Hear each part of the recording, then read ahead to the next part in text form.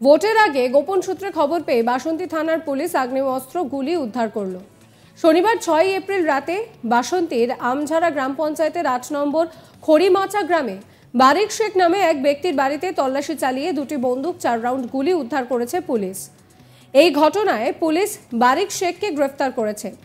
পুলিশের প্রাথমিক অনুমান যে এই আগ্নেয় অস্ত্র সমাজ বিরোধীদের কাছে বিক্রির জন্য মজুত করেছিল অভিযুক্ত। ধৃতকে রবিবার 7 এপ্রিল আলিপুর আদালতে তোলা হয়েছে। তাকে নিজেদের হেফাজতে নিয়ে এই ঘটনায় আরও তদন্ত করতে চাইছে বাসন্তী থানার পুলিশ। পুলিশ ও স্থানীয় সূত্রে খবর যে এসআই ত্রিদেব মল্লিক শনিবার সন্ধ্যায় টহলদারির সময় খবর পান 8 নম্বর খড়িমাচান গ্রামে এক ব্যক্তির বাড়িতে বেআইনি অস্ত্র মজুত করা হয়েছিল বিক্রির জন্য। খবর পেয়ে তল্লাশি অভিযানে সেখানে পৌঁছায় পুলিশ দেখে যে পুলিশ আসা মাত্রই বাড়ি থেকে পালানোর চেষ্টা করে বছর 35-এর বাড়ি।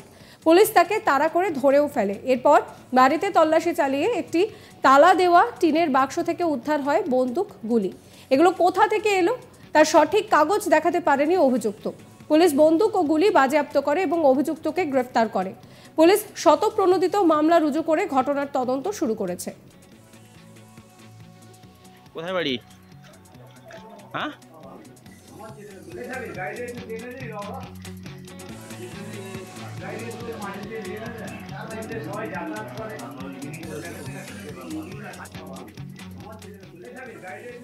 এই নিয়ে আমার কলিগ প্রসেনজিৎ সাহার একটি রিপোর্ট দেখাবো আপনাদের।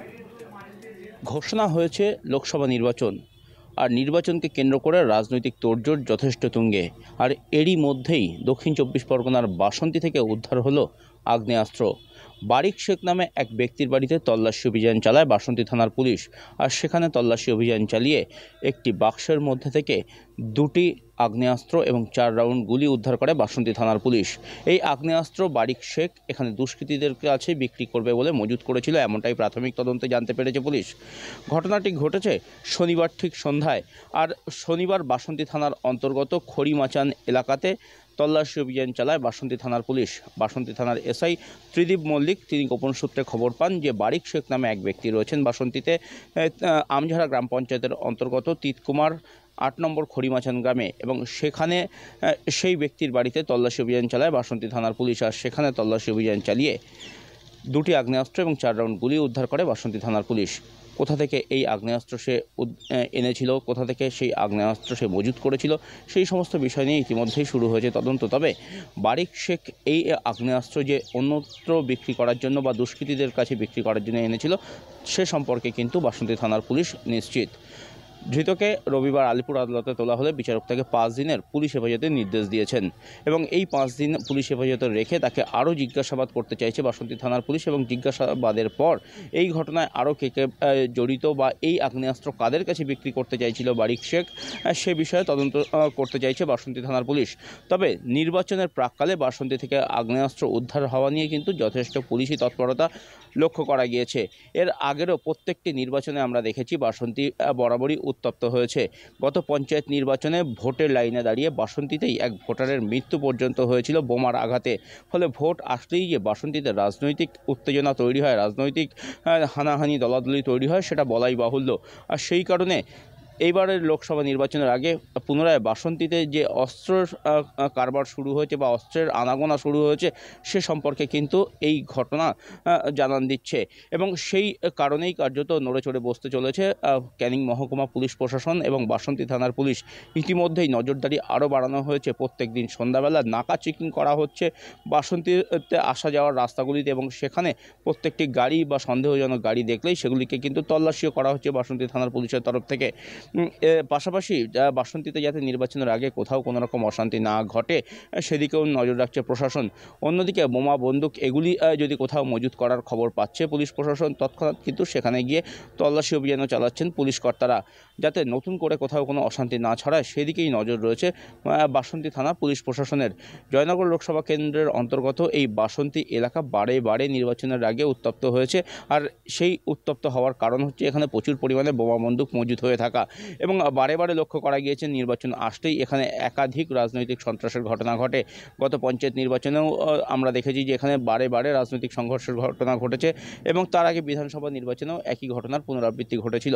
আর এবারে সামনে লোকসভা নির্বাচন, এই লোকসভা নির্বাচনে সেই গ্রাম্য স্তরের সেই উত্তেজনা বা সেই হিংসা এখনও পর্যন্ত লক্ষ্য করা না গেলেও বাসন্তীতে যে পুনরায় অস্ত্র মজুদ হচ্ছে তার প্রমাণ কিন্তু এই ঘটনা থেকেই পাওয়া গিয়েছে।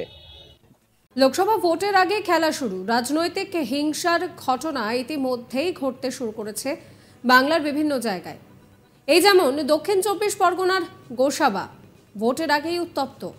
সেখানে তৃণমূল বিজেপি সংঘর্ষে রীতিমতো আহত হয়েছে দুপক্ষেরই বেশ কয়েকজন কর্মী। অভিযোগ উঠছে পতাকা লাগাতে গিয়ে নাকি বিজেপি কর্মীদের ওপরে হামলা চালায় তৃণমূল কর্মীরা। আবার তৃণমূল বলছে তাদের কর্মীদের ওপরে হামলা করা হয়েছে। অভিযোগের আঙুল কিন্তু দুই পক্ষই একে অপরের দিকেই তুলছে। কিন্তু প্রশ্ন উঠছে যে সবে ভোটের দিনক্ষণ শুরু হয়েছে, দিনক্ষণ ঘোষণা হয়েছে, তার আগেই এখনই এই অবস্থা, তাহলে ভোটের সময় কি হবে? তাহলে কি সেই পঞ্চায়েত নির্বাচনের মতোই ছবি ধরা পড়বে? এই নিয়েও প্রশ্ন উঠতে শুরু করেছে।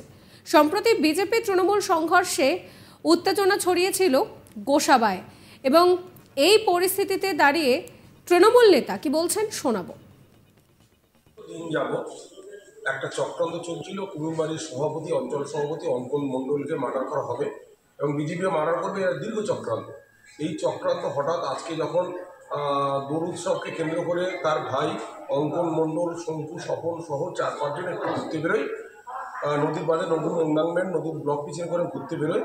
সেখানে হঠাৎ তাদের গাড়িকে 4টে ছেলে রাস্তায় এসে গাড়ি থামতে পারে। তারা বুঝতে পারেনি এলাকার ছেলে বলে গাড়িটা যখন থামায় সঙ্গে সঙ্গে মাঠ থেকে 8-10টা ছেলে ছুটে আসে এবং প্রত্যেকের হাতে আগ্নেয়াস্ত্র সহ তাদেরকে ঘিরে ধরে। ঘিরে ধরে সঙ্গে সঙ্গে পিস্তলের এবং বন্দুকের কুদো দিয়ে তাদের ওটাকে গাড়িটাকে ভাঙার চেষ্টা করা হয়। জোরপূর্বক তাদেরকে গাড়িতে বের করে যখন ফায়ার করতে যায় তখন ঘটনাক্রমে বা ভাগ্যক্রমে তাদের পিস্তল থেকে বিকাশ সর্দার বিজেপি নেতা কি বলছেন শোনাবো। দেখুন, গোসাবা বিধানসভাটা হয়ে উঠেছে তৃণমূল কংগ্রেসের দুষ্কৃতী বাহিনীর দ্বারা আজকের আতঙ্কের পরিবেশ। 2021 সাল থেকে টিল নাও এখনো পর্যন্ত এই গোসাবা ব্লকের সমস্ত তৃণমূল কংগ্রেসের আশ্রিত গুন্ডা বাহিনী বিজেপির কর্মীদের উপর অত্যাচার চালিয়ে যাচ্ছে। আজকে বিজেপির কর্মী নাতু সর্দার সহ কয়েকজন ছেলের সাথে তারা দলীয় ফ্ল্যাগ ফেস্টুন টাঙাচ্ছিলেন। তৃণমূল কংগ্রেসের জেলা পরিষদের সদস্য অনিমেষ মণ্ডল, তার যে গুন্ডা বাহিনী অঙ্কন। সাবস্ক্রাইব করবেন আজ তাক বাংলার ইউটিউব চ্যানেলকে, ফলো করবেন হোয়াটসঅ্যাপ চ্যানেলও।